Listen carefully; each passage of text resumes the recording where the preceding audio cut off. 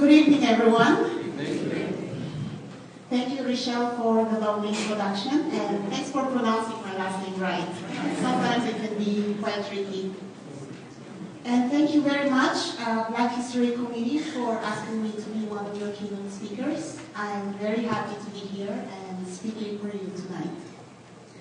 This month of February is a month in which we bear witness to the progress, richness, and diversity of the achievements and contributions of the Blacks in Canada and around the world.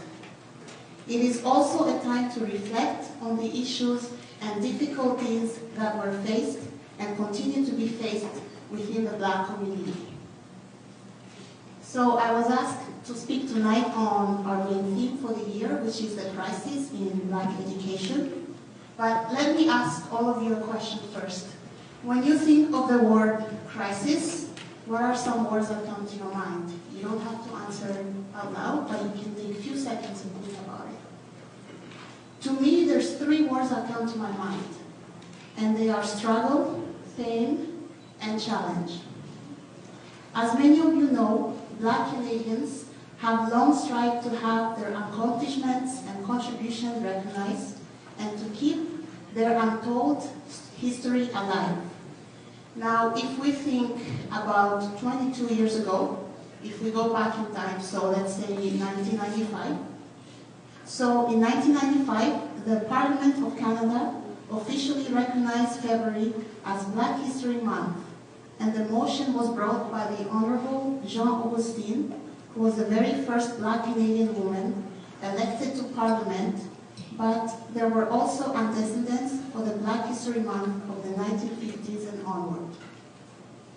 Many of our ancestors in the 18th and 19th and 20th centuries who were concerned with the issue of education, they asked themselves the following question: education for what? Back then, the education policy had been to train and educate the Blacks to work for the white, and that was to teach them to read, write, and to compute. The Black community has long suffered a crisis of increasing poverty, racism, and violence. That is largely the result of the oppression that African Canadian people have endured through the implementation of neoliberal policies and the expansion of both the police state and the prison industrial complex. In Canada, African Canadian people are confronted with two primary problems. First, a growing Black underclass is unable to compete for scarce, decent paying jobs. And second, the Canadian ruling class, responding to the crisis of neoliberal globalization with their wars on drugs, guns, and gangs, which is criminalizing Black working youth and expanding the prison industrial complex. In recent years, the Blacks has responded to the crisis by trying to organize Black youth at the grassroots level and by trying to build new mass organization that can continue the legacy of anti-militant, anti-racist struggle that characterized. So if we think of the Toronto-based Black Action Defense that occurred in the 80s or the 90s. We must remember that we live in a society in which is composed of people from various different backgrounds, diverse linguistics, and cultural origins. And we're very blessed and very lucky to live in such a great nation here, which is Canada. Because it is so diverse, we have the chance to meet new people from all over the world. And most important thing is we have a chance to have a very good education here. I really want to encourage all of you here to stop the crisis of Black education, but especially the youth.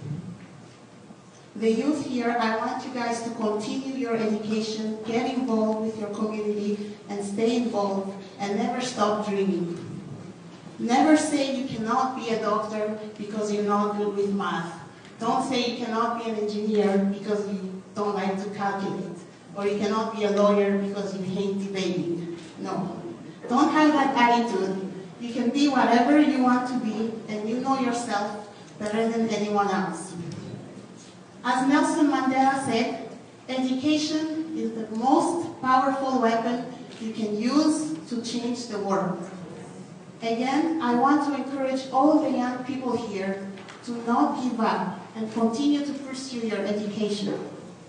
Finish your studies until the end. Always ask questions if you're not sure about something. Find a mentor. Stay involved with the things you're passionate. When youth become engaged in communities, activities, they also develop the skills needed to be an effective leader. And that's very, very important. My own personal example. So, I went to school since I was 3. I never took a break. So, I did my preschool in Romania, where I was born, kindergarten, all the way to grade 5, half of grade 5 in Greece, and then the rest of grade 5 to my university degree here in Canada. But it was not easy, as it sounds. I did have some challenges as well. I had people who were not happy of the field I was going into because of my skin color. So some people told me that. Or I had people telling me I couldn't go into diplomacy because I'm a woman. Also, it was not easy for me to get to my dream job. There were days that were very crazy and stressful, but I never gave up. I got involved in various different things that I'm passionate about. And the most important thing, I got encouragement from my family and my close friends who have always been here and always been extremely supportive of everything that I do. Last year, I was the first Black Canadian to have gone to the UN Youth Association of Romania and chaired their Human Rights Council. It was quite a big honor for me to serve Canada in a foreign country, and I got to meet up with the political advisor in Romania as well, and also the Canadian ambassador. My attitude is that if you push me towards something that you think is a weakness, then I will turn that perceived weakness into strength.